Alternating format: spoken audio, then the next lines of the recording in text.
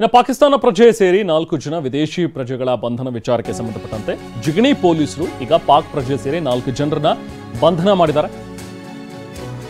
ಜೊತೆಗೆ ಪಾಕ್ ಪ್ರಜೆ ಮನೆಯಲ್ಲಿದ್ದಂತಹ ಲ್ಯಾಪ್ಟಾಪ್ ಮೊಬೈಲ್ಗಳನ್ನ ಕೂಡ ಸೀಸ್ ಮಾಡಿಕೊಂಡಿದ್ದಾರೆ. ಜಿಗಣಿಯ ಪೊಲೀಸರು ಕಾರ್ಯಾಚರಣೆಯನ್ನ ನಡೆಸಿ ಪಾಕಿಸ್ತಾನದ ಪ್ರಜೆಯೊಬ್ಬ ಇನ್ನು ಬೇರೆ ಬೇರೆ ವಿದೇಶಿ ಪ್ರಜೆಗಳನ್ನ ವಶಕ್ಕೆ ಪಡೆದಿದ್ದಾರೆ. ಅವರಿಂದ ಲ್ಯಾಪ್ಟಾಪ್ಗಳನ್ನು ಕೂಡ ವಶಕ್ಕೆ ಪಡ್ಕೊಂಡಿದ್ದಾರೆ, ಮೊಬೈಲ್ಗಳನ್ನು ಸೀಸ್ ಮಾಡಿದ್ದಾರೆ. ಅದರಲ್ಲಿರುವಂತಹ ಡಾಟಾ ಪರಿಶೀಲನೆ ಮಾಡ್ತಾ ಇದ್ದಾರೆ. ಬೆಂಗಳೂರು ನಗರ ಜಿಲ್ಲೆ ಆನೇಕಲ್ ತಾಲೂಕಿನ ಜಿಗಣಿ ಬಳಿಯ ಅಪಾರ್ಟ್ಮೆಂಟ್ನಲ್ಲಿ ಈ ಪಾಕ್ ಪ್ರಜೆ ನೆಲೆಸಿದ್ದ. 2 ಮಕ್ಕಳು ಮತ್ತೆ ಪತ್ನಿ ಜೊತೆಗೆ ವಾಸ ಮಾಡ್ತಾ ಇದ್ದಂತಹ ಪ್ರಜೆ.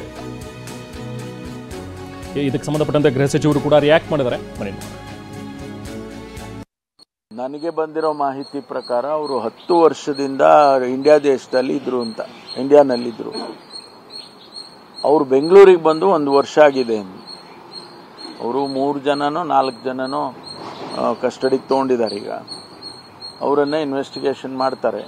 ಅವ್ರನ್ನ ಯಾತಕ್ಕೆ ಬಂದಿದ್ರು, ಹೆಂಗೆ ಬಂದರು, 1 ವರ್ಷದಿಂದ ಬೆಂಗಳೂರಿಗೆ ಬಂದರು. ಒಂದು ವೇಳೆ ಅವರು ಗೊತ್ತಿಲ್ಲ ನನಗೆ, ಡೆಫಿನೆಟ್ ಇನ್ಫಾರ್ಮೇಷನ್ 10 ವರ್ಷದಿಂದ ಇದ್ರು ಅಂತ ಒಂದು ಇನ್ಫಾರ್ಮೇಷನ್ನು.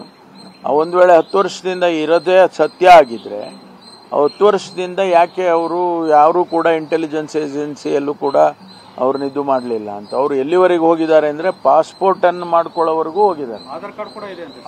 ಪಾಸ್ಪೋರ್ಟೇ ಅಂದರೆ ಇನ್ನು ಆಧಾರದ ಎಷ್ಟೊತ್ತು. ಪಾಸ್ಪೋರ್ಟು ಭಾಳ ಸ್ಕ್ರೂಟಿನಿ ಮಾಡಿ ಮಾಡಿಕೊಡ್ತಾರೆ. ಅಂಥದ್ರಲ್ಲಿ ಪಾಸ್ಪೋರ್ಟೇ ಮಾಡ್ಕೊಂಡಿದ್ದಾರಂತೆ. ಆಮೇಲೆ ಆಧಾರ್ ಕಾರ್ಡ್ಗಳು, ಏನೇನು ಕಾರ್ಡು, ಆಮೇಲೆ ಹೆಸರುಗಳು ಬದಲಾಯಿಸ್ಕೊಂಡಿದ್ದಾರೆ. ರೆಸ್ಟೋರೆಂಟೋ ಏನೋ ನಡೆಸ್ತಾ ಇದ್ದಾರೆ ಅಂತ, ನಾವು ನಡೆಸ್ತಿದ್ರು ಅಂತ ಹೇಳಿದ್ದಾರೆ. ಅದರಿಂದ ನೋಡೋಣ, ಅದು ಇನ್ನು ಫರ್ದರ್ ಇನ್ವೆಸ್ಟಿಗೇಷನ್ ಆದಮೇಲೆ ಏನು ಇನ್ಫಾರ್ಮೇಷನ್ ಬರುತ್ತೆ ಅಂತ ನೋಡೋಣ. ನನಗೆ ಬಂದಿರೋ ಮಾಹಿತಿ ಪ್ರಕಾರ ಅವರು 10 ವರ್ಷದಿಂದ